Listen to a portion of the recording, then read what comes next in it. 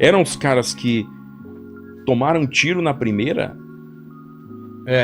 Todo mundo procurou evitar tudo que foi a Primeira Guerra. Eles procuraram evitar tudo, né? Então, ninguém fez uso ninguém fez uso de gás venenoso, ninguém fez uso de ataque posicional. Raramente você via ondas humanas, né? Ondas humanas a gente viu muito, né, no Exército Vermelho, mas de maneira quase isolada no Exército Vermelho, porque os outros viam uma inutilidade muito grande nesse tipo de ataque. Você mandar a gente correndo em campo aberto contra uma posição preparada de metralhadora. Então você via muito uso de blindado, mas os blindados agora já eram muito mais rápidos, já eram muito mais ágeis e com um poder de fogo que foi crescendo ao longo da guerra. Então, você compara, por exemplo, o Panzer I 1934, 35 Panzer I com o Tigre II, né, de 1944. A diferença é brutal. E isso vale para todas as nações. Eles começaram com veículos leves, veículos pequenos, inclusive com algumas coisas que eles achavam que era viável, né, como escotilhas na lateral, escotilhas laterais, assim, ó, que depois foram consideradas absurdas, né, porque aquilo é fragilidade para a blindagem lateral ali. Então, aí até que a gente chega no Tigre II, que é uma besta de 70 toneladas, né, com uma arma de altíssima velocidade, capaz de abrir basicamente qualquer coisa, né.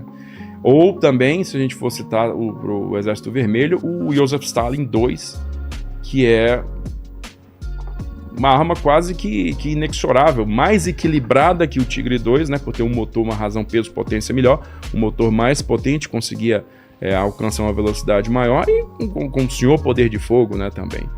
Então, os aviões também evoluíram. Os aviões evoluíram terrivelmente, quer dizer, você começa a Segunda Guerra com o quê? Com aviões biplanos ainda, como no norte da África, né? Você tinha a escola italiana acreditando ainda que o biplano de cabine aberta, feito de lona, com 2 metralhadoras de baixo calibre de fuzil, inclusive, serviria para alguma coisa, porque eles acreditavam que a capacidade do piloto fazer manobras, fazer acrobacia, era mais importante do que essa de tática, de caça, né? Se o cara consegue manobrar bem, ele vai conseguir dar a volta no inimigo e derrubá-lo, né? Coisa que era verdade, de certa forma, na Primeira Guerra Mundial, né? Que os aviões eram todos muito lentos, você vê que realmente eram acrobacias que um René Font, que um Richthofen faziam na Primeira Guerra Mundial, mas na Segunda virou realmente um combate de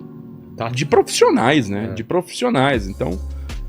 inclusive é uma coisa das que perguntam muito, né, lá no canal. Eu fiz até um vídeo a respeito, tentando esclarecer isso. Por que os alemães têm tanto mais sucesso do que o resto? Por quê? Você vê assim, Erich Hartmann, 352 abates.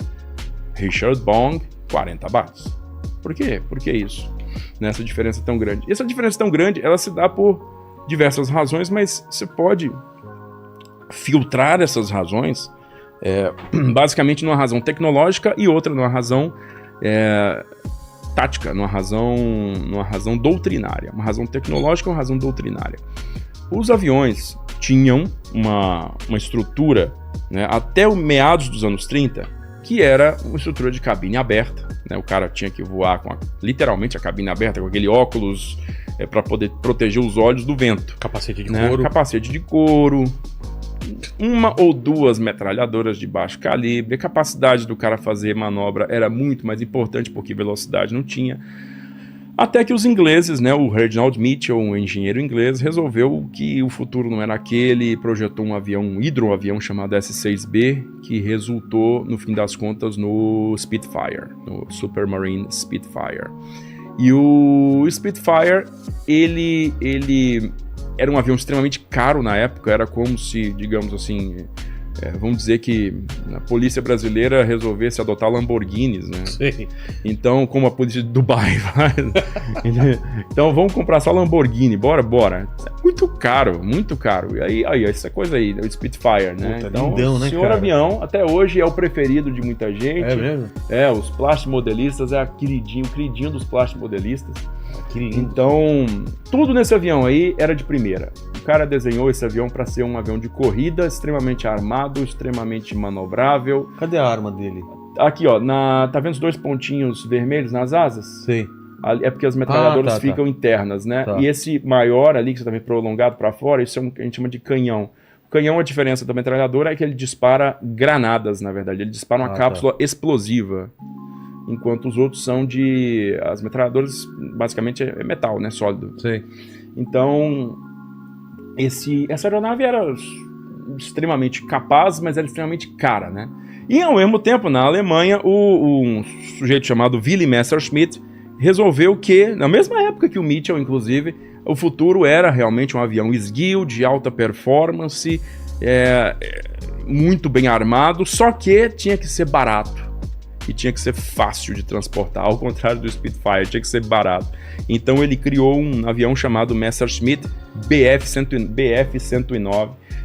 O BF-109, então, foi o rival, né, digamos assim, o anti-Spitfire na época. Os dois voaram com meses de diferença, em 35 e 36, os protótipos.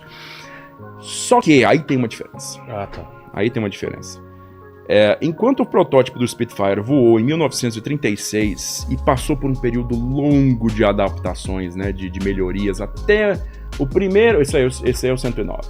Né, até o primeiro exemplar sair da fábrica, exemplar de produção sair da fábrica, saiu 2 anos depois, foi 2 anos de... Isso aí foi enviado para a Espanha, na Guerra Civil Espanhola. Então, a Guerra Civil Espanhola começou e o Francisco Franco, que era o líder do lado nacionalista na Guerra Civil Espanhola, pediu ajuda de fora. Ele pediu ajuda para Benito Mussolini e para Adolf Hitler. E o que aconteceu?